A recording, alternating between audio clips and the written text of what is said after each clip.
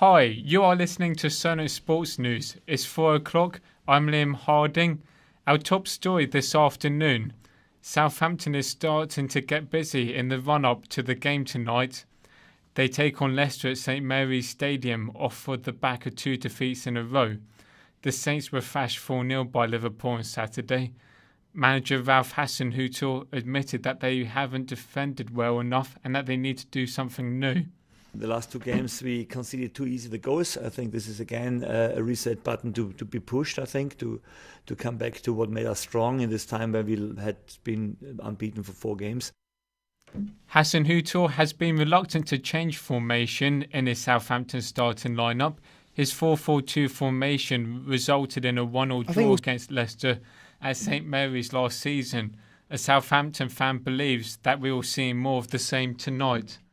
See Southampton line up tonight with a strong pressing system, with the fullbacks bombing on. However, to be fair, we have seen recently, like again in the Liverpool game, when they went to a 5 at the back system, which helped neutralise the threat, despite the result of the front three, the lethal front three. As well as tonight's game at St Mary's, there is a whole host of Premier League matches live on show this evening. Our football correspondent Kai Mackenzie reports. Who's playing tonight then, Kai? Tonight's standout game is definitely the Merseyside derby as Liverpool take on Everton at Goodison Park. The out-of-form Toffees look to secure their first league win against Liverpool at home since 2010. Klopp is aware of the importance of the game to fans, however is treating the fixture like any other. We try to fulfill their dreams and we try to fulfill their wishes, and derby games are they are more in the focus if you want, but from our point of view it's a football game which we have to approach like a normal football game. Steven Gerrard's Villa look to continue their fine form as they face Man City on Jack Grealish's return to Villa Park, where he spent his whole career before signing for the Blue Side of Manchester for a club record fee of $100 million. Gerrard has stated that he is proud of the way his players have performed under him since his arrival and is hoping to carry on this fine form. From the performances that they've give, I think you can see quite clearly they're listening and trying to do what we're asking of them. But we're also aware that the games are coming thick and fast. A real good side are coming into town, so it'll be a real big acid test for us, but one that we want to go and give a real good positive account of ourselves in. In the earlier kick-offs, league leaders Chelsea look to turn their fortunes around whilst they play Watford after their frustrating 1-1 draw with Manchester United on Sunday evening. West Ham will hope they can finally win against Brighton and Hove Albion since their promotion to the Premier League. The Seagulls have yet to lose against the Hammers, having won 3 and drawn 5. Burnley look to win their first away match of the season as they take on Wolves at Molineux. Thanks, Kai. Leeds Football Club have condemned the homophobic chants aimed at Conor Gallagher after last night's match.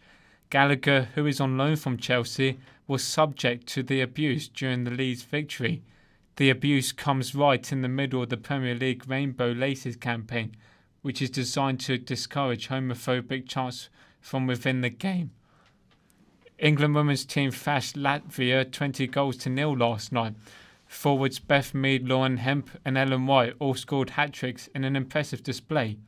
32-year-old White moved past legend Kelly Smith to become Lionesses' all-time leading goal scorer, taking her own tally to 48. In tennis, former world number 4 Joanna Konta has announced her immediate retirement from tennis. The 30-year-old has called time on her professional career after a string of knee injuries. Konta, who reached multiple Grand Slam semi-finals, says she is incredibly grateful for the career that it turned out to be. Ronnie O'Sullivan picked up a comfortable win this afternoon. The 45-year-old routinely beat Nopun Seikam in a 6-3 win. This puts him into the quarter-finals of the UK Snooker Championship. He will face either Kyron Wilson or Ben Wollaston on Friday at the Barbican Centre.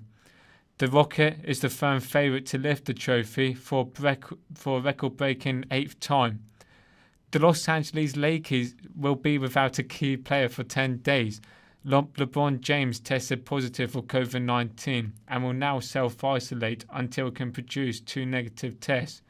Despite this, the Lakers picked up a 117-92 win against the Sacramento Kings last night. James is believed not to be shown any symptoms of the virus. Over to cricket now. Manchester United co-owner Avram Glazer has brought a cricket team in the recently formed United Arab Emirates 2020 League. Glazer, who also owns NFL Super Bowl champions Tampa Bay Buccaneers, purchased the franchise through his private equity firm Lancer Capital. Finally, in rugby news, Scotland's women international and Stirling County back row Siobhan Katker has died at the age of 26. She won 19 caps between 2018 and 2021, with her most recent appearance coming against Spain. Scottish Rugby have said their thoughts go out to Siobhan's family and teammates at this incredibly difficult time. That's all from us now. I'll be back in an hour, but remember, you can keep up to date on our website, solentjournalism.co.uk.